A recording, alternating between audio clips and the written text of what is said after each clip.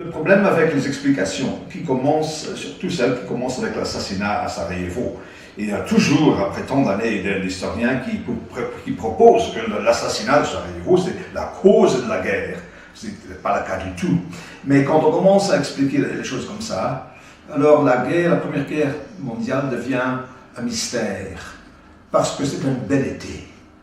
Tout le monde partait en vacances. Et tout d'un coup, oh mon Dieu, c'est la guerre. La guerre a éclaté. Et on me dit que personne ne voulait la guerre. Non, on s'attendait à la guerre. Mais tout d'un coup, oh mon Dieu, catastrophe, c'était la guerre. La guerre a éclaté. Pourquoi? Mystère.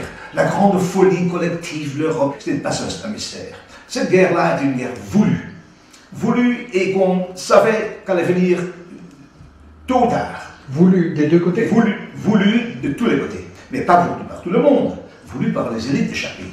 Et parce que les masses populaires, pour utiliser cette terminologie-là, n'avaient pas aucun intérêt en une guerre. En fait, ce sera eux qui vont payer le prix, qui devront tuer et être tués, par des centaines de milliers, par des millions en fait. Quelques 10 millions de soldats sont morts dans la Première Guerre mondiale, et encore 4 ou 5 millions de civils. Alors, ce n'est pas eux qui ont voulu la guerre, mais il y a dans chaque pays.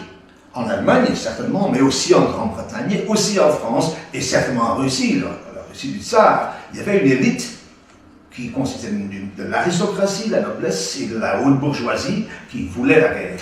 Alors, c'est ça les deux dimensions très importantes de la Grande Guerre, selon moi, dont on ne parle presque jamais, et certainement pas à l'occasion des commémorations, ça on ne touche pas à ce sujet-là, mais c'est la dimension sociale, la dimension économique. Ils ont voulu la guerre, ils espéraient gagner beaucoup.